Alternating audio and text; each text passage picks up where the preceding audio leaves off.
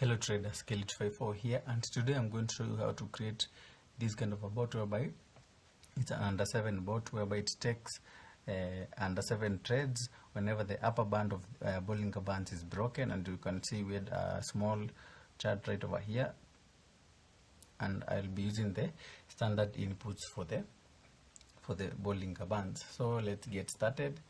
Step 1, I'll reset this bot so that we start on the same ground.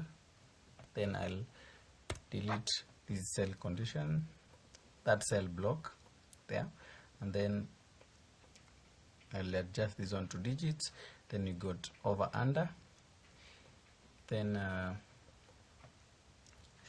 the next thing that I'm going to do is to create a variable that I'll call it the upper band. Then I'll go to analysis, then tick and candle analysis, then indicators, sorry, you're supposed to go to indicators, then scroll all down to Bollinger Bands.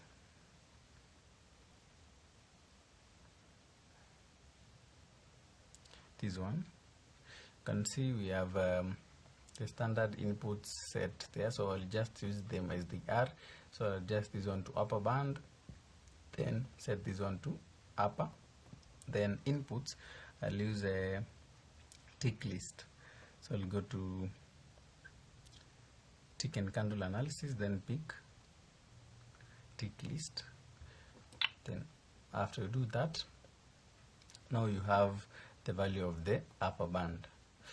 The condition is that breaks the upper band. So basically, if the last price is greater than the upper band, is when now the bot will proceed to purchasing under 7. So the next thing that I'm gonna do is to create another variable. I'll call it prediction.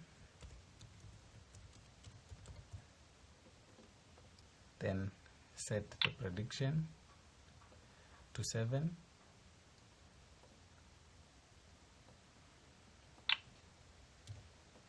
Then attach the prediction right there. After you do that, we need logic. Then this one, attach it right there. Then pick this one. Then we have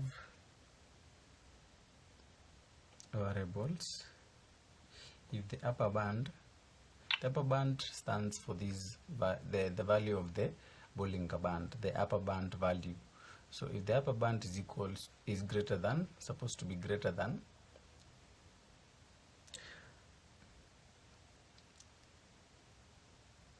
we go to tick and candle analysis, last tick. But we should do this if last tick is greater than upper band. Then if last tick is greater than upper band, then automatically this loop should break so that it proceeds to purchasing and under 7 there. So we need to see the value of the upper band. So we go to text, then we can just call it Bollinger Band value.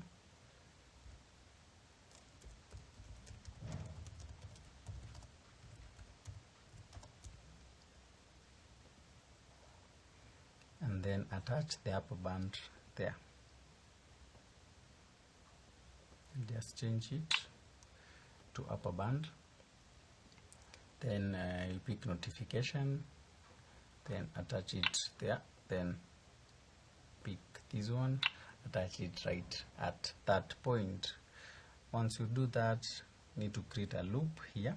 Go to loops, then pick this one. Then go to time, so that would pick a delay. You can just use this one. Then attach this one right there. Go to maths, pick this. Then need seconds. Seconds, you can put 1 second. After you do that, the bot will run.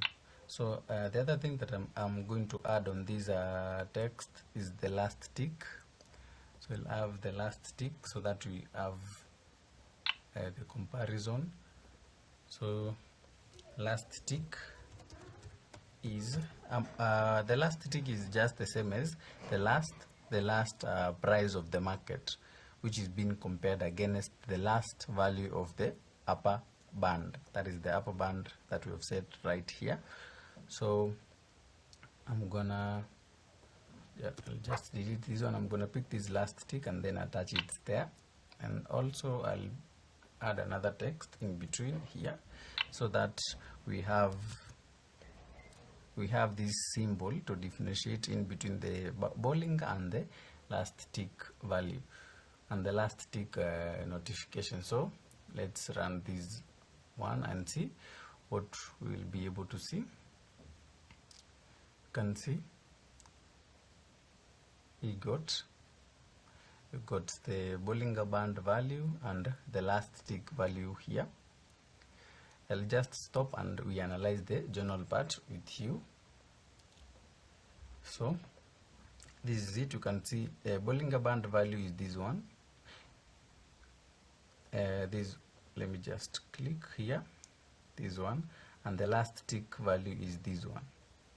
You can see the last tick value is still lower than the Bollinger Band value. You can see, you can just compare how it is there. You can see it's still lower. That is the value of the Bollinger Band is still greater. For the upper band to be broken, it means that the last tick, that is the last price, must be greater than the value of the Bollinger Band. Now, since we are using the tick list as the input right here, it may take a while. It may run forever before getting a place whereby we got a point whereby the last band value, whereby the Bollinger Band value is less than the last tick, because remember this value is also updated after every tick, so it adjusts itself each tick.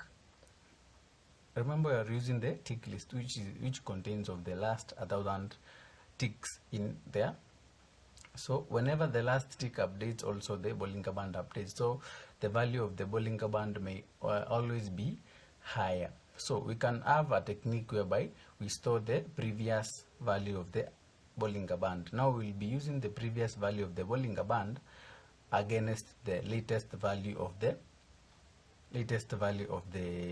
last tick, so that we'll have a glitch of something like one tick. But now that's to create a situation whereby the value of the Bollinger Band is not updating fast, so that we get a point whereby now the last price is greater than the previous value of the Bollinger Band. I don't know if you are getting me, but let me just show you how this is achieved. So we'll just create another block right here, another variable. We'll call it previous BB value. BB stands for Bollinger Bands.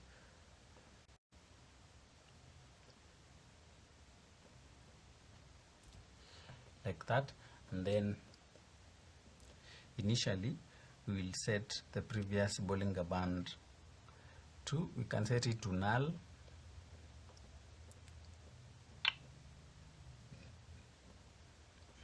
Can set it to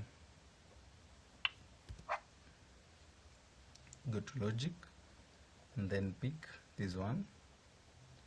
Can set it to null like that, and then now we need to assign the value of the Bollinger Band to the previous, to this block, the previous Bollinger Band value. So we proceed to this block. After this block right here, we need now, this is where now you come to set the value of the previous, you see here below. Then set this one to previous Bollinger Band value, set it to upper band, which means now we have to adjust this one from upper band to previous Bollinger Band value, and then from this point we'll need to add also the previous Bollinger Band value. So I'll just add this one, and then this also comes in there, and then we got this one. We need to change this one to previous.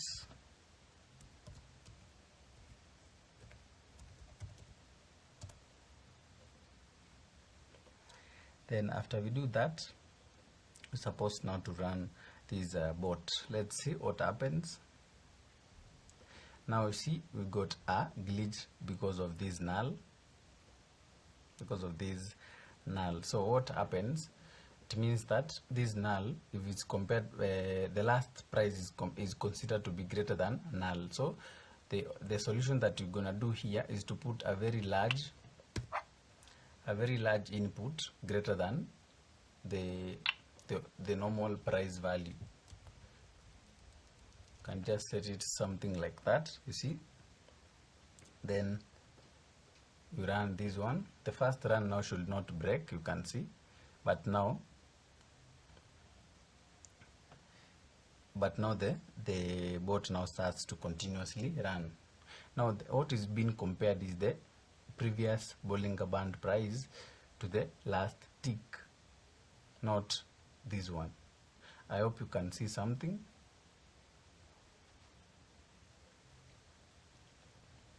You can see how it is operating, and still the previous value of Bollinger Band is not yet less than the last tick, but now this one will have a chance to get the difference. Let's wait and see for a couple of minutes.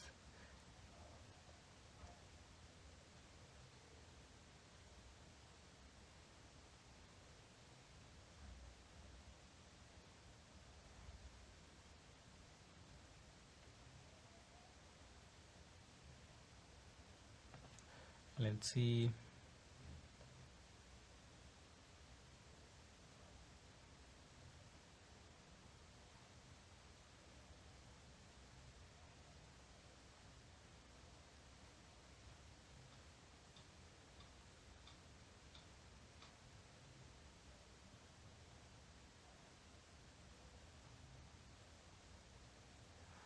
Okay, it seems that we are not getting any contract. Let me just take you through this journal part a little bit. Then I'll show you where we will adjust. You see now, in the first place, we did get the bot breaking because this value was null. Because when it compares last tick against null, then the last tick is greater than null. So it compares.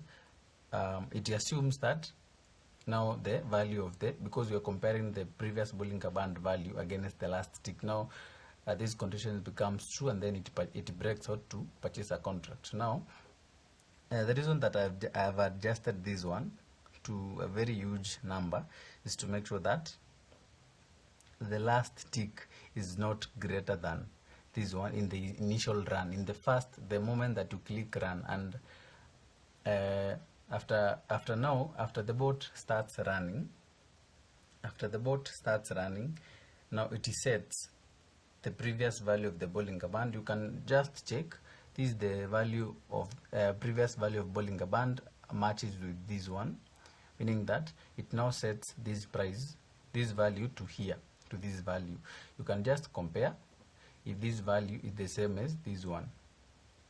You see, that's how it will be proceeding, to make sure that we are now comparing the previous value of the Bollinger Band to the last tick.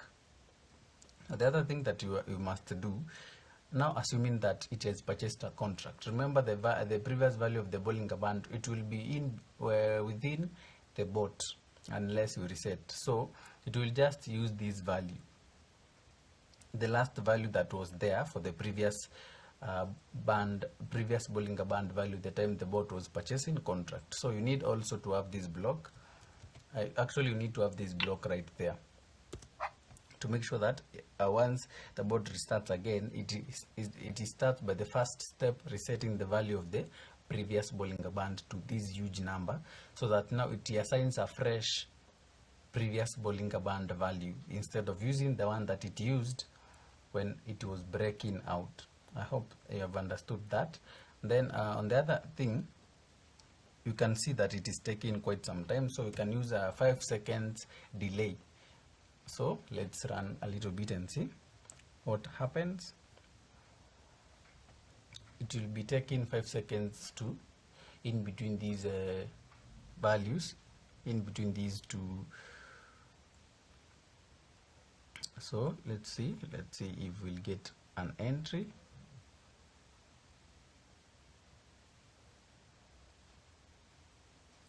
If the price difference being a little bit high.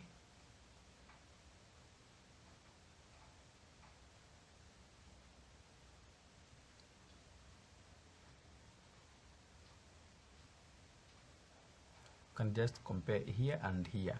Still the previous value of the Bollinger Band is high.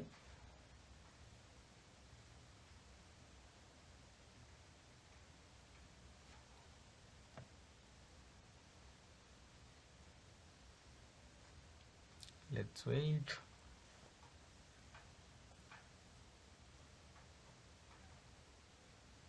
You can see what it takes to have the price break.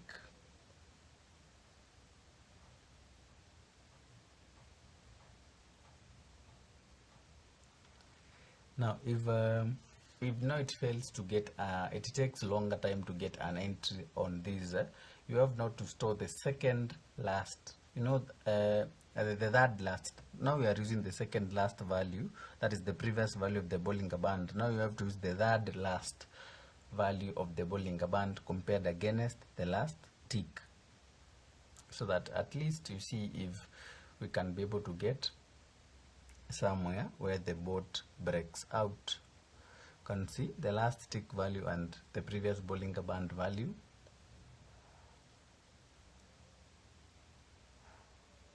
You can see how it takes long time to achieve this one.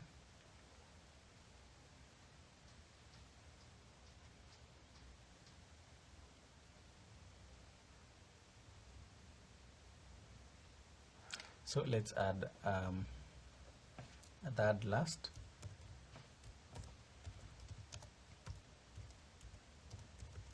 That last previous. Oops, I've not created.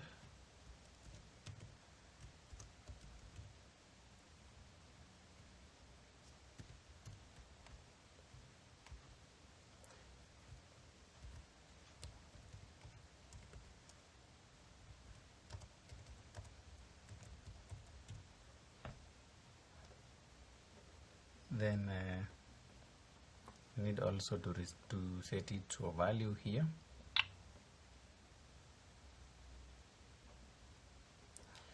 Then here you have to be careful, because when you place it here wrongly, then the value of the previous Bollinger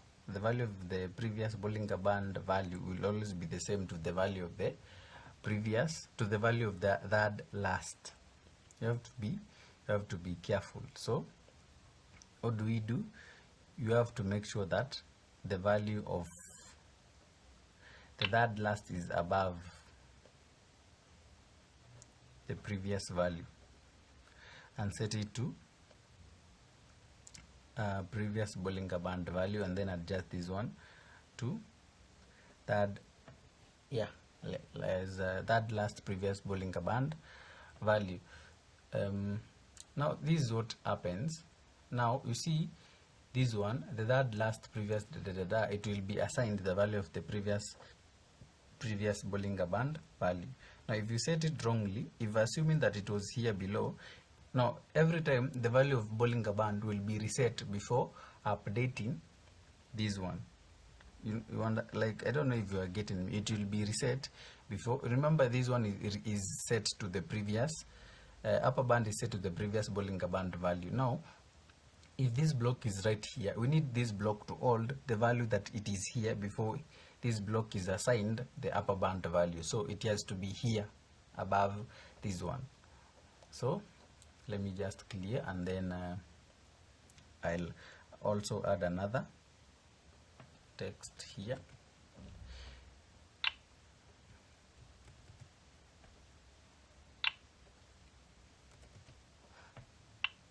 Oops, just undo.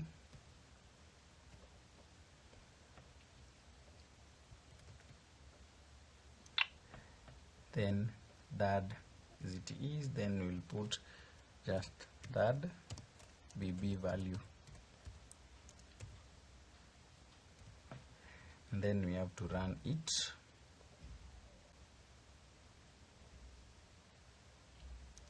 It's taking 5 seconds.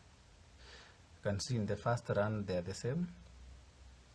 In the second run, you can see this one still is the same because it was assigned this value of the second. You can see now this one must be the same to the Bollinger Band previous value.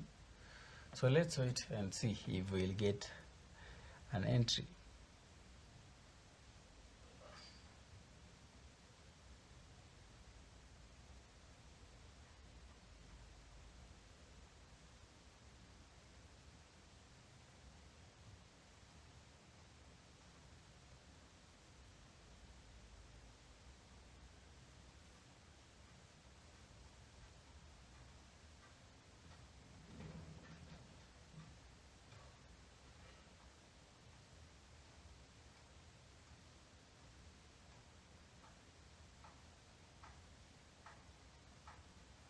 So what happens, I'll come here and I'll reduce this delay to 1 second.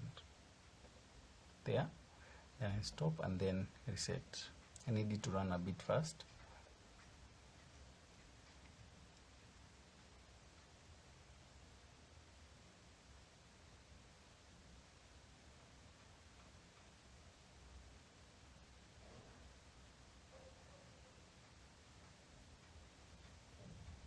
Can see what you are comparing versus the last price, how they are differing.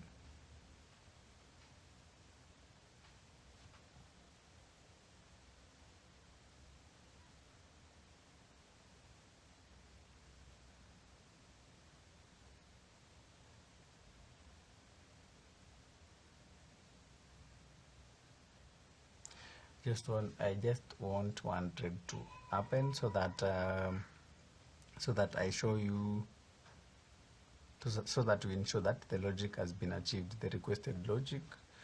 So let's wait.